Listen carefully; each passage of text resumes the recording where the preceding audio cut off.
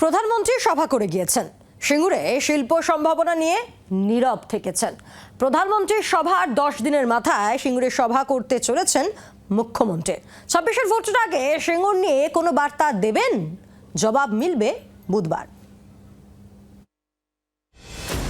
2008 সালে সিঙ্গুর থেকে গুজরাতের সানন্দে পাড়ি দিয়েছিল টাটা ন্যানো কারখানা। আর যার হাত ধরে তা হয়েছিল, তিনি এখন দেশের প্রধানমন্ত্রী।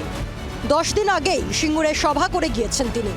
তবে সিঙ্গুরবাসীকে নিরাশ করে সেখানে শিল্প সম্ভাবনা নিয়ে কোনো বার্তাই তিনি দেননি। এমন প্রেক্ষাপটে বুধবার সিঙ্গুরে পাল্টা সভা করতে চলেছেন মুখ্যমন্ত্রী। মমতা বন্দ্যোপাধ্যায় বহুবার সিঙ্গুরে গিয়েছেন। সিঙ্গুরের মানুষের আন্দোলনে, সিঙ্গুরের জমি রক্ষার লড়াইতে তিনি আবার যাচ্ছেন। এবং সিঙ্গুর নিয়ে যে কুৎসা এবং বিভ্রান্তি, মিথ্যাচার চালাচ্ছে বিরোধীরা, ভালো করে মুখ্যমন্ত্রী না মুখে ঝামা ঘষে দিয়ে আসবেন কাল। মঙ্গলবার সভাস্থল পরিদর্শন করেন মন্ত্রী বেচারাম মান্না। মোদির সভা যেখানে হয়েছিল সেখান থেকে 10 কিলোমিটার দূরে সভা করছেন মুখ্যমন্ত্রী। আমরা আগেই বলেছিলাম যে সিঙ্গুরের মঞ্চকে নরেন্দ্র মোদী একটা নাটকের পর্যবেসিত করবে, সেটাই করেছে।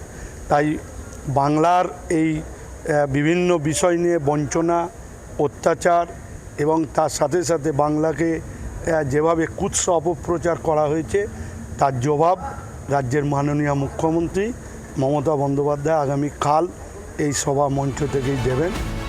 মুখ্যমন্ত্রী সিঙ্গুর সভাকে কটাক্ষ বিজেপি। হঠাৎ করে পাল্টা সভা কেন? এতদিন ধরে যে শিল্পকে কেন্দ্র করে উনি রাজনীতিতে উত্থান হল, সেখানে শিল্প কোথায়? আর ওনার শিল্প মানে চপ শিল্প।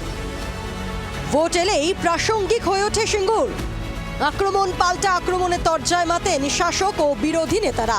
ভোট শেষে সিঙ্গুরবাসীর হাতে থাকে শুধুই পেন্সিল। হুগলি থেকে বিধান সরকারের রিপোর্ট, জি 24 ঘন্টা। বাংলার আওয়াজ, বাঙালির আবেগ, জি 24 ঘন্টা।